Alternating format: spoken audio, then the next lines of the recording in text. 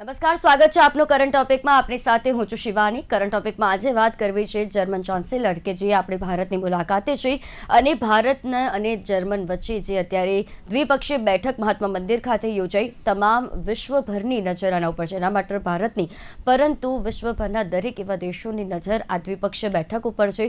કારણ કે ભારત જર્મનીની જો વાત કરવામાં આવે તો ભારત જર્મનીનો વ્યાપાર 25 વર્ષથી વધુ જૂનો છે અને ખૂબ જ સુંદર રીતે જે દરેક પ્રકારના આયોજન પણ તેમના સ્વાગત માટે કરવામાં આવ્યા. કારણ કે જર્મન ચાન્સેલર બન્યા પછી તેમની આ પહેલી મુલાકાત અને જે રીતે ભારત જર્મનીની શક્તિ અને શાંતિનો સમન્વય માનવામાં આવે છે અને જ્યારે જર્મનીના ચાન્સેલર ફ્રેડરિક મર્ઝ ભારતની પ્રથમ મુલાકાતે તેમના ચાન્સેલર બન્યા બાદ અને તેમની આ મુલાકાત ખૂબ જ વિશેષ માનવામાં આવે છે. તેમના સંબોધનમાં પણ તેમણે કહ્યું કે તેમને ભારતની જે સંસ્કૃતિ છે અને ખાસ ગુજરાતમાં તેમણે જે આંતરરાષ્ટ્રીય કાઇટ ફેસ્ટિવલ છે તેની મુલાકાત લીધી. ત્યાં આપણો જે પરંપરાગત વારસો છે તેના વિશે તે અવગત થયા અને તેમને પણ જે દ્વિપક્ષીય બેઠક છે તેમના વિશે પણ વાતચીત કરી.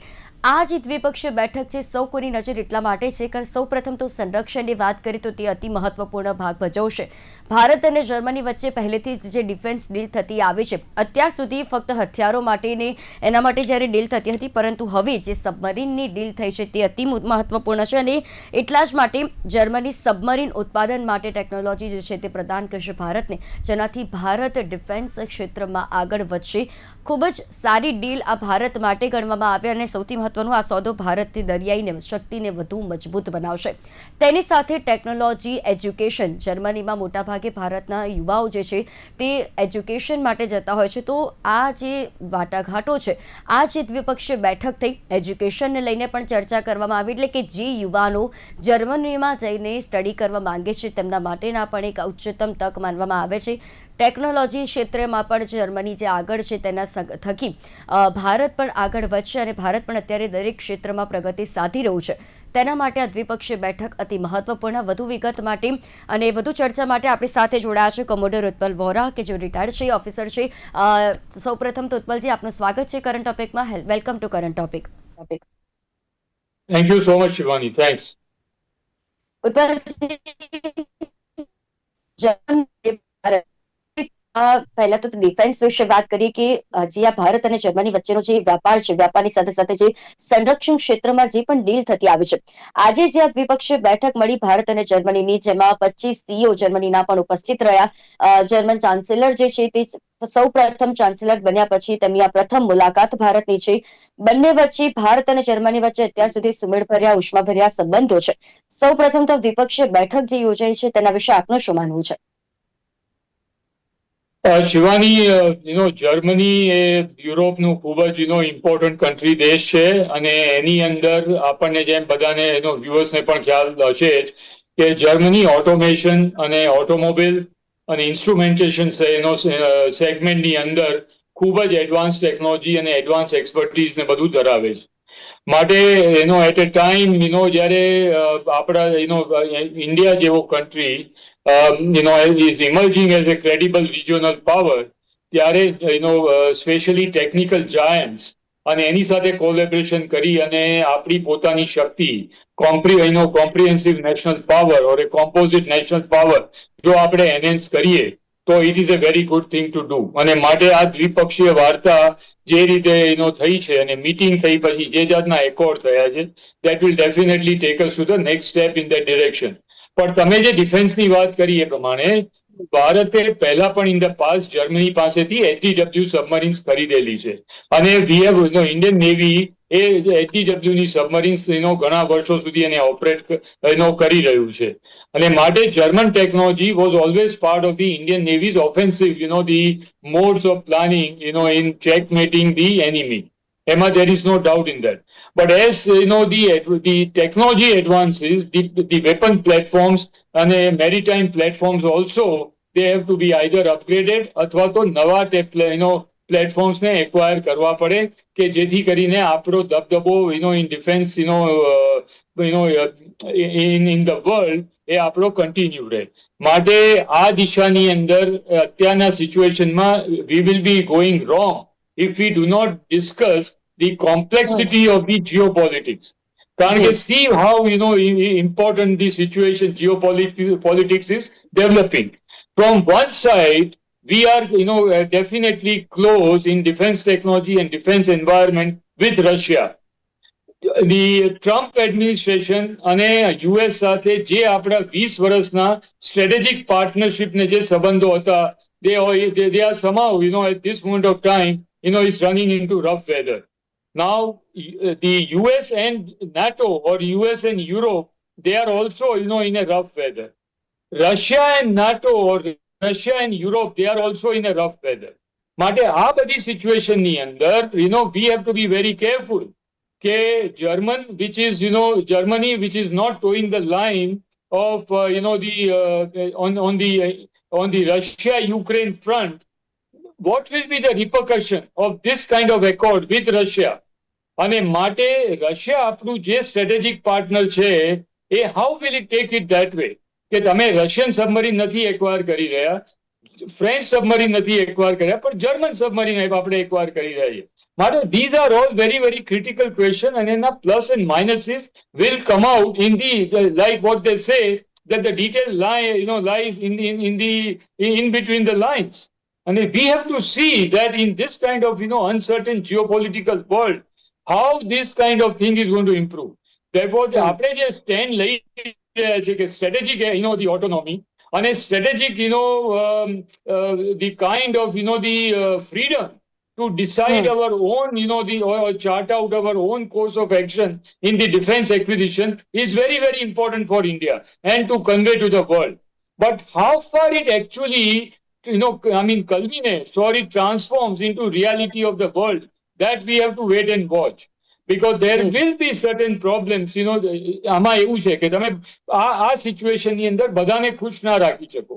But at the same time, we also have to weigh our, the strategic options. And India has done exactly the same thing.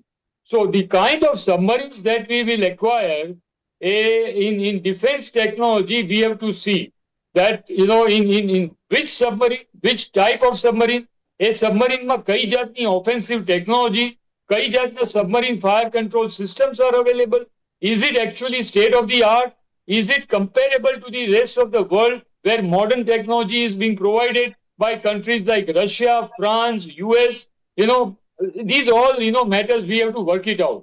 But it is a good beginning that the HTW submarine, German submarines, જે આપણે વર્ષો પહેલા operate કરી હતી, એ પછી somehow we did not repeat the order for a long time. And Germany was not given that kind of, importance in the strategic equations, as far as Navy, the submarine acquisition was concerned. And therefore that line which was active in the Musgau Dock Limited to build indigenous, German submarine somehow, had to be closed down. Now we will have to recreate or probably, enliven that particular, the submarine manufacturing deal.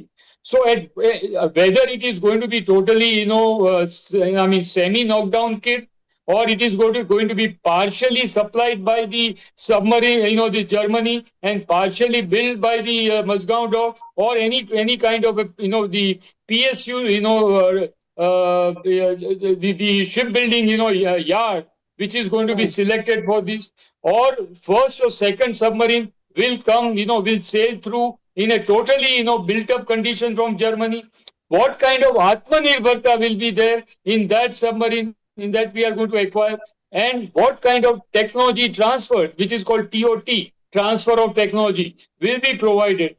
All these issues we have to wait and watch. But as of today, suffice to say, Shivani, it's a good step. It will definitely augment or beef up our, overall maritime, defensive as well as offensive capability. And it will diversify the source of acquisition, particularly submarine, as an offensive platform, which we are doing from Russia, France, and now it will add up with the Germany also. Somehow with the US, despite the strategic partnership, US has never, or Britain, as of now, they have not supplied us with any submarine or that kind of offensive platform.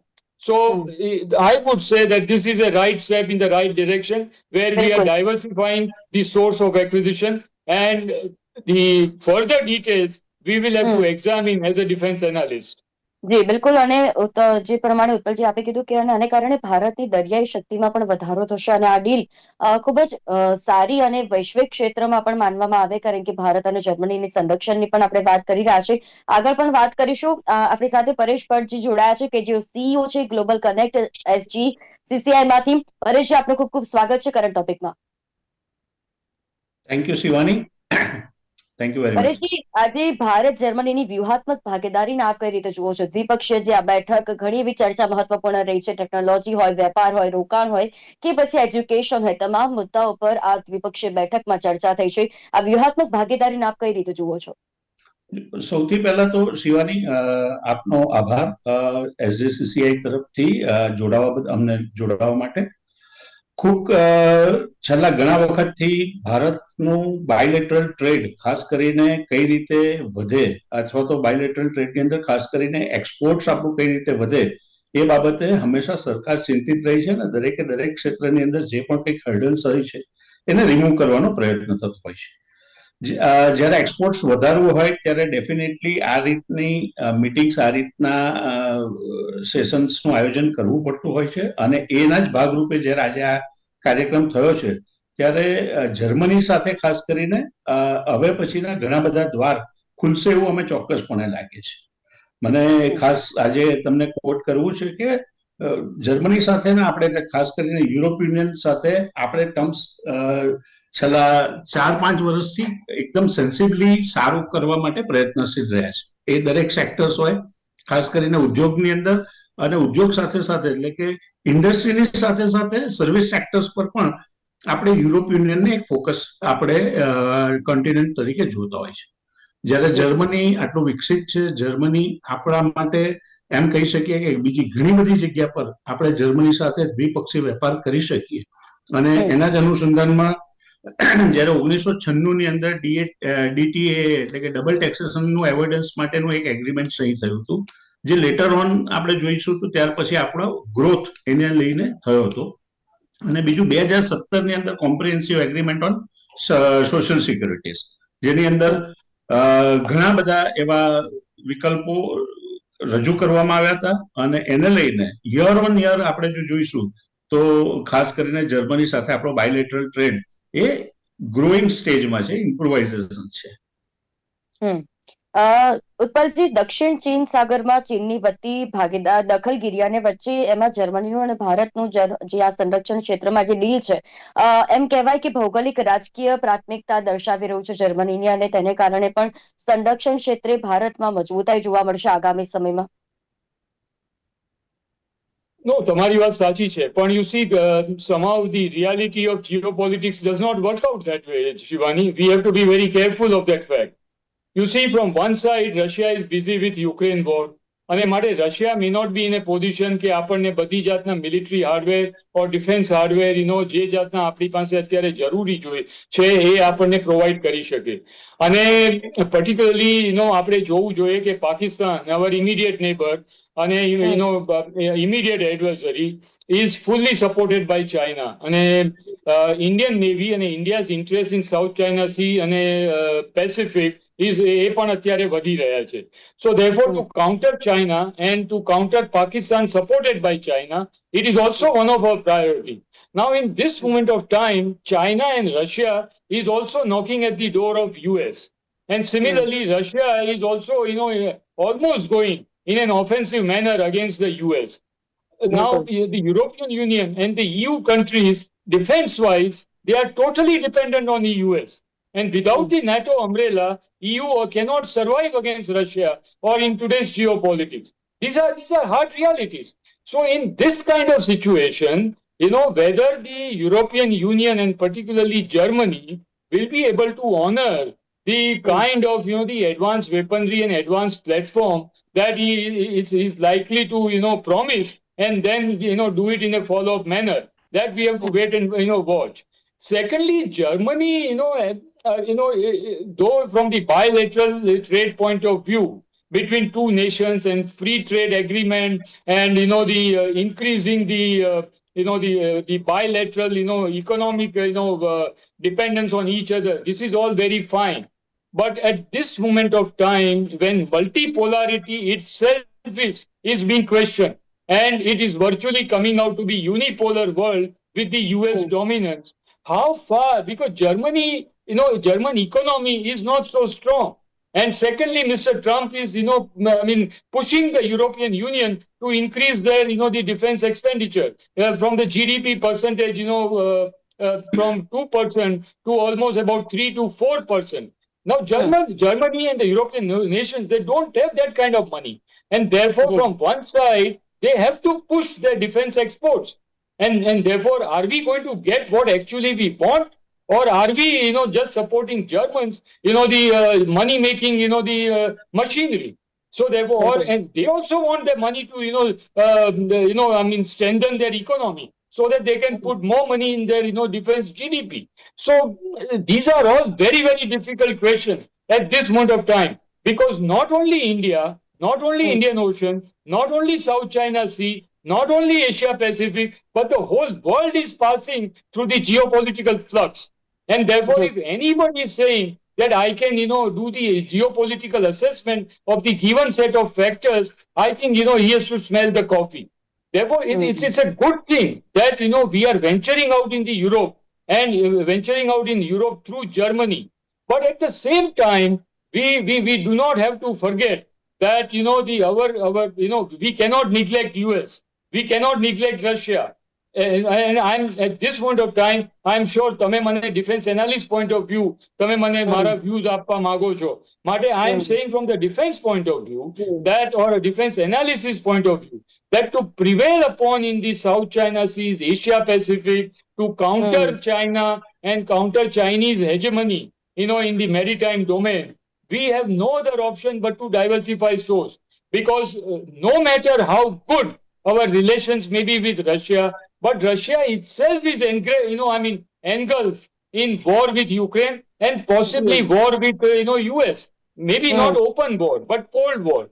And also the way અને ટ્રમ્પના આવ્યા પછી તો તે વસ્તુ વધારે જ વધી ગઈ છે રશિયા અને યુએસ વચ્ચે પણ, અને તેને કારણે પણ ભારત દ્વારા તો ભારત હંમેશાથી શાંતિપ્રિય દેશ માનવામાં આવ્યો છે, અને એટલા જ માટે ભારત તરફથી કોઈ પણ પ્રકારનું એવા સ્ટેટમેન્ટ પણ નથી આપવામાં આવતા. અને આ જર્મની અને ભારતની જે આ ડીલ જોવામાં જઈએ છે તો સંરક્ષણ ક્ષેત્રે ભારતને વધુ આત્મનિર્ભર તરફ લઈ જાય છે, કારણ કે દરેક તરફ ભારતની શક્તિમાં વધારો થઈ રહ્યો છે.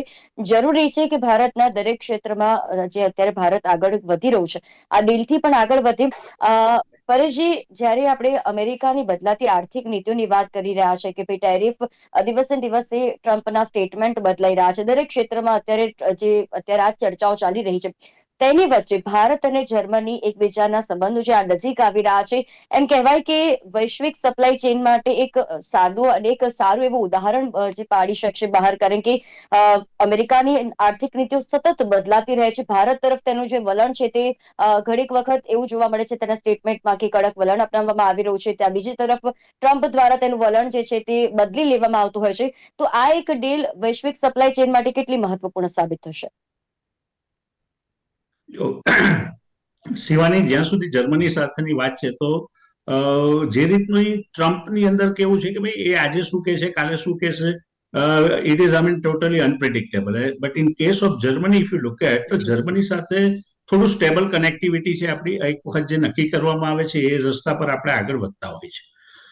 પ્રિસાઇસલી એટલા માટે જ્યારે જર્મની પર આપણે એક મોટો ટાર્ગેટ લઈને બેઠા છે, જે આપણો original target of striving towards 5 trillion, અને એની અંદર 1 trillion that has to be for an export. આ કેસની અંદર જે આપણે એક specific country to country target જોવામાં આવે છે, એમાં જર્મની સાથે આપણે continuously we are achieving that target sequentially. If you look at, તો જર્મની સાથે આપણે લગભગ છે ને 2023-24 ની અંદર નિયરલી આપણે 33 બિલિયનનો ટોટલ ટ્રેડ કર્યો હતો, જેમાં ઓલમોસ્ટ 50% એમ કહી શકીએ કે 15 બિલિયન આપણે ઇમ્પોર્ટ કર્યું ને 15 બિલિયન આપણે એક્સપોર્ટ કર્યું. But if you look at 24-25 figure, તો એ કેસમાં સડનલી જમ્પ આવ્યો because the bilateral trade that reach up to 55 billion, જેની અંદર 38+ billion that is what we exported to Germany, and only 18 billion which we imported from them. Right. અને parallelly બીજી એક વસ્તુ કે એમનું આપણા પ્રત્યેનું એક ટ્રસ્ટ જે છે ને એને મેઝર કરવા માટે જર્મનીનું ઇન્વેસ્ટમેન્ટ ઇન ઇન્ડિયા તમે જોશો ને તો that is also growing. Right now, I mean, if we look at a figure of 2024-25, એમનું જે ઇન્વેસ્ટમેન્ટ ઇન ઇન્ડિયા હતું ને, that too more than 500 million. So once any country is, investing in our country, it doesn't mean that he is only coming with the money, but at the same time he also have a trust. અને સાથે સાથે એમનું જે investment જે આવ્યું છે ને, એ ભારતની અંદર અલગ અલગ ક્ષેત્રની અંદર અને અલગ અલગ સેક્ટરની અંદર ઇન્વેસ્ટ થયા છે.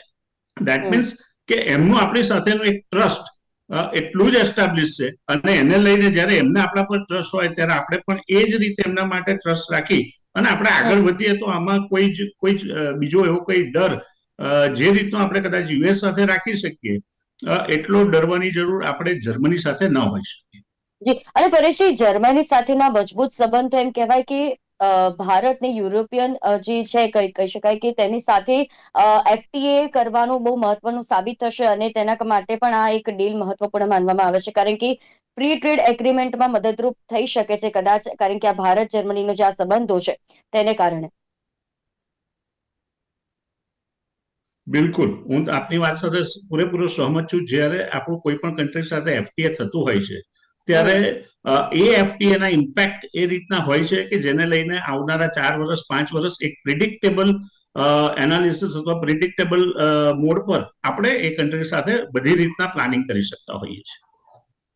ઓકે જી ઉત્પલજી, સમયનો અભાવ છે, પરંતુ તમે તમારી વાત રજૂ કરી શકો છો. શું કહેવા માંગો છો?